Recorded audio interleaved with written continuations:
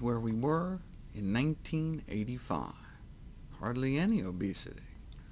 But then came the 1990s. We had to start adding whole new categories of obesity rates. Today, the average American is now overweight, and 1 in 3 are medically obese. It didn't take long to go from this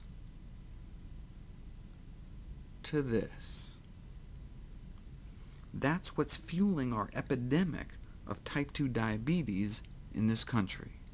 Over the last 10 years, diabetes rates have skyrocketed 90% in the United States, which means more dialysis, more gangrene, more blindness, and more amputations. As a total nutritional science geek, I ate up this new study. Which are the greatest discoveries in nutrition in the last 33 years? Well, making the top 15 list was the discovery that diabetes can be prevented by diet and lifestyle. So how do you prevent it? The first study in human history of thousands of vegans was just published in the Journal of the American Diabetes Association. Thousands of U.S. vegans studied for the first time ever. First, let's compare weights. A BMI over 30 is considered obese, between 25 and 30 overweight, and they used to call under 25 normal weight, but it's no longer the norm. The average BMI in this country is now 28.8. The first question is, where do flexitarians fall? A flexitarian is a flexible vegetarian, who in this study is defined as someone who eats meat once or twice a month, but is basically vegetarian. Where do they fall? 3 choices: heavier than meat eaters, lighter than meat eaters but still overweight, or on average not overweight at all.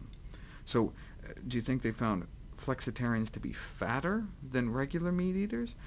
Do you think those who only eat meat a few times a month are skinnier than meat eaters, but still, on average, overweight? Or do you think if we cut down our meat consumption that low, our weight should normalize? This is America. Even the flexitarians are overweight. But what about the full-time vegetarians, though? Same basic 3 choices.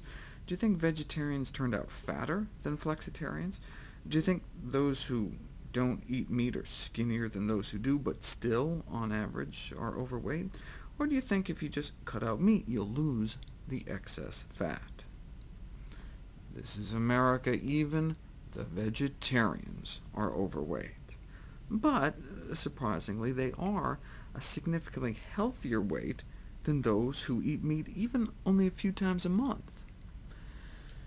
You can see where the trend is going. What if those vegetarians cut out dairy and eggs? Would they lose enough weight to become the only dietary group in North America that's actually not overweight? You tell me. Do you think cutting out dairy and eggs makes you gain weight? Do you think it would make you lose, but not enough to make that cutoff? Or do you think populations need to cut out meat and dairy and eggs to achieve a healthy weight? This is America, and that means only the vegans are, on average, a healthy weight. And that's like a 40-pound spread between vegans and meat eaters, which is pretty dramatic.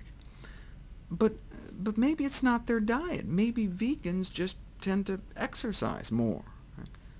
No, they carefully measured activity levels, and if anything, the vegans in this study exercised less than the meat eaters.